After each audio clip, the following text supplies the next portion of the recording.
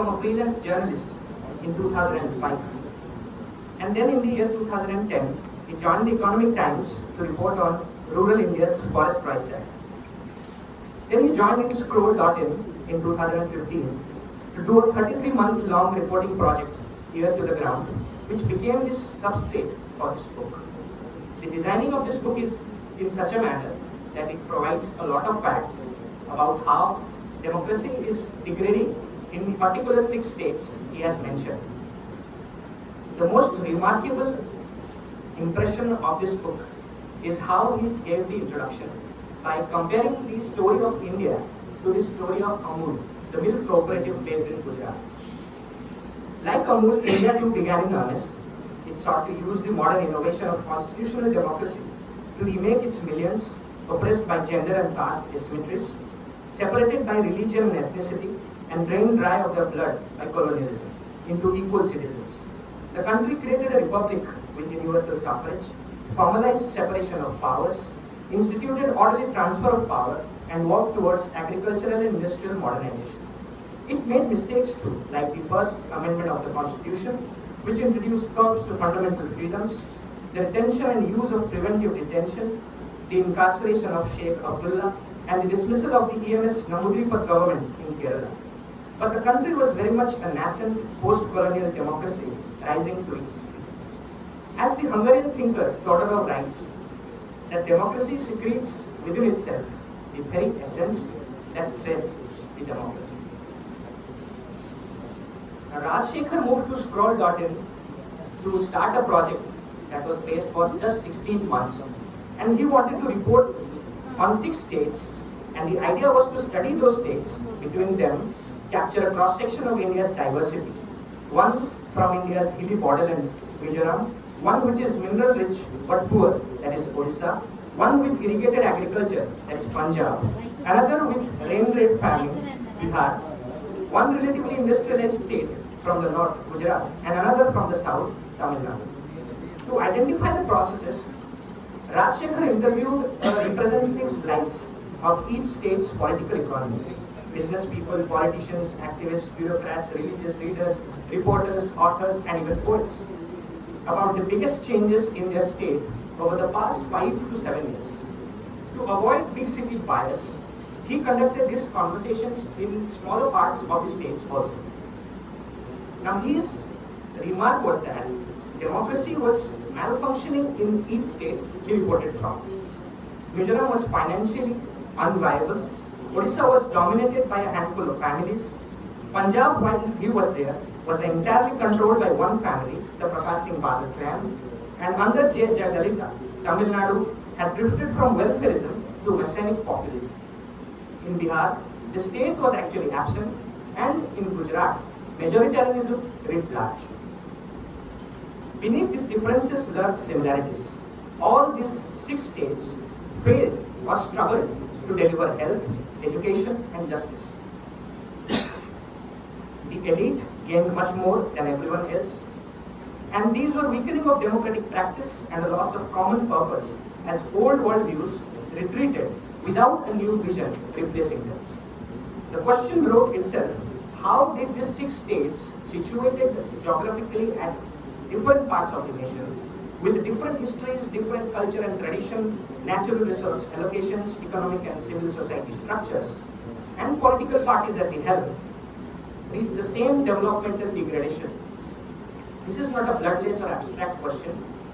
The structures and processes responsible for this convergence have left most Indians trapped in poorly realized lives.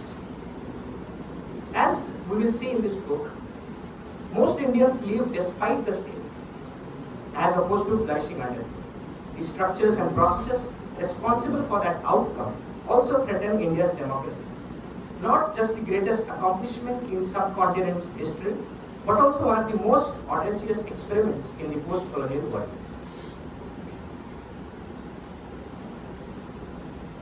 From the reports he mentioned about the 3 states, that is Mizoram, Punjab, and Odisha, his insights were that in all these states, administrative incapacity and low budgetary support had been trotted out as explanations for their degradation.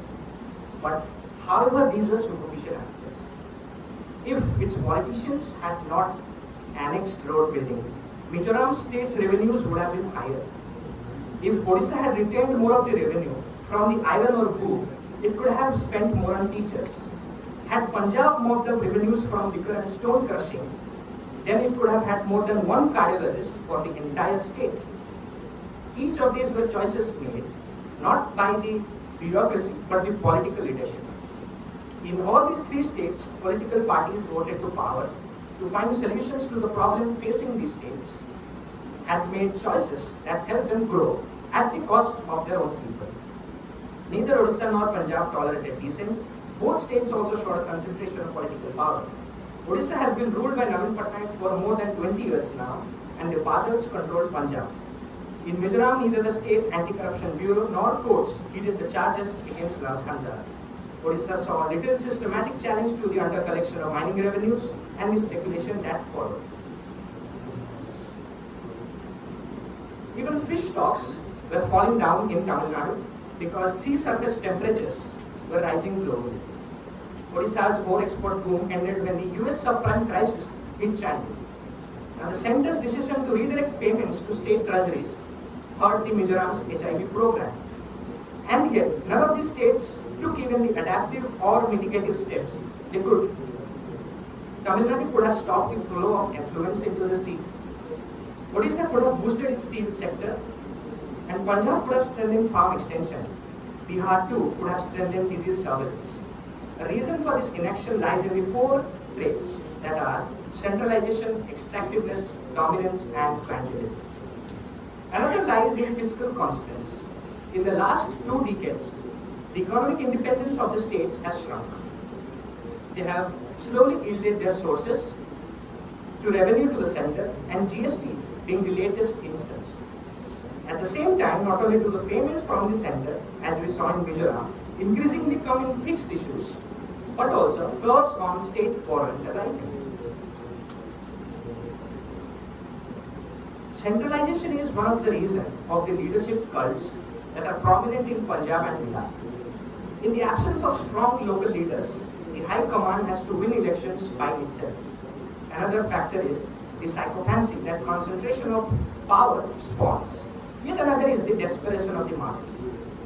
As Ambedkar warned in a speech to the Constituent Assembly, that bhakti in religion may be a road to the salvation of the soul of a person, but bhakti in politics, or we may call it as hero worship, is a sure road to degradation and to eventual dictatorship.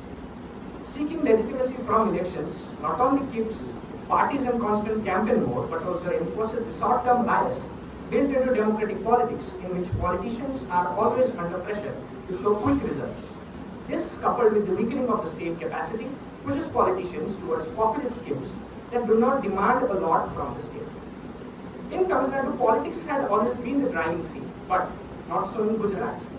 At one time, if its Telia Rajas or the oil barons had been powerful enough to choose chief ministers, in more recent times, some of India's biggest business houses have been operating from here. In contrast, Gujarat had majoritarianism, now taking the state's landslide mandate for Narendra Modi after the 2002 riots as the moment Gujarat embraced majoritarianism.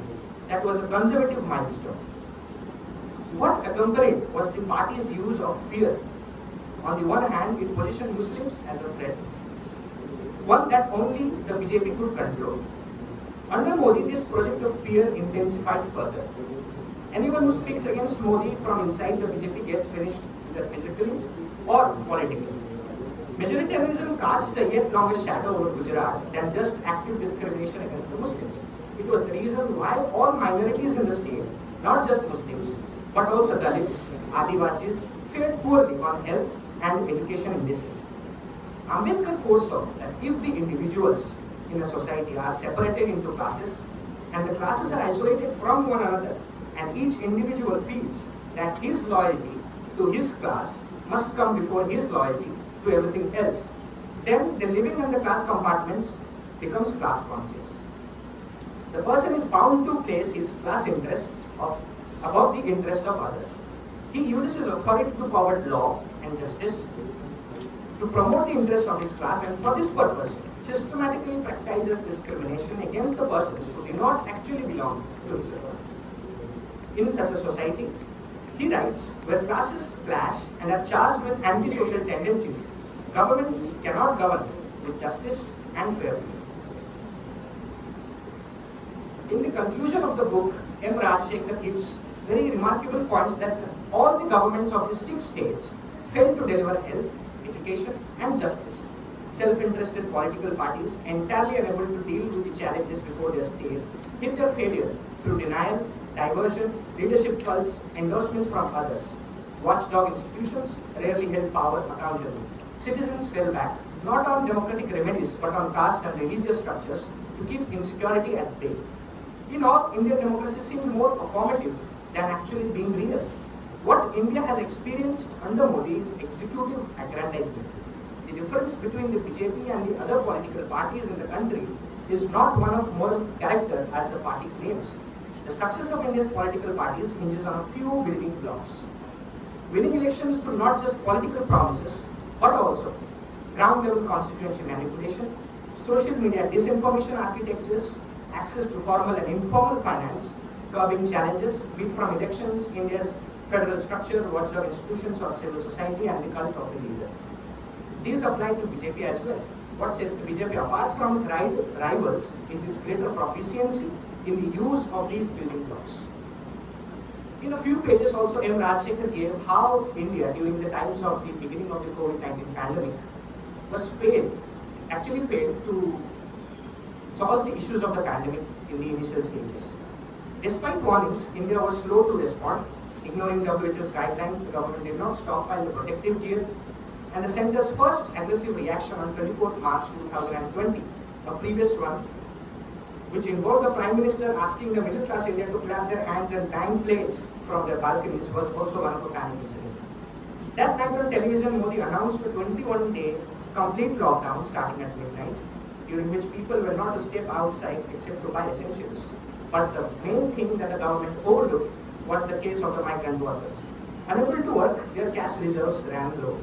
Worried about their health and that of their families, millions wanted to head back home, but buses, trains and planes, nothing were on board. After 75 years of independence, India is marooned like Russia in an ideological project that purports to take the country back to a past of mythic greatness, but in reality serves only a narrow elite. V. Geeta, who is a feminist translator, writer, as well as a historian, gave a foreword to this book, and she said that despite the state by M. Rajshekhar is a part of and extends the grammar of a genre of writing that has emerged this past decade. Reportage which combines fieldwork, research and argument and transforms into an extended essay. As a whole, Rajshekhar offers his gloss on the movement, citing ideas and concepts drawn from studies in political economy, finance, sociology, environment and literature. The result, a generous and thoughtful reading experience.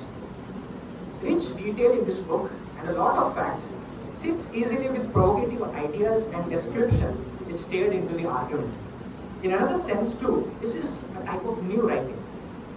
The focus is not India, either as an idea or material entity, but an India as it is lived by millions of its citizens within bounded linguistic and cultural limits, shaped by political traditions that are specific to the region in question, and an economic life that is experienced in terms of concrete outcomes and which cannot be easily assimilated to broad theories of the development.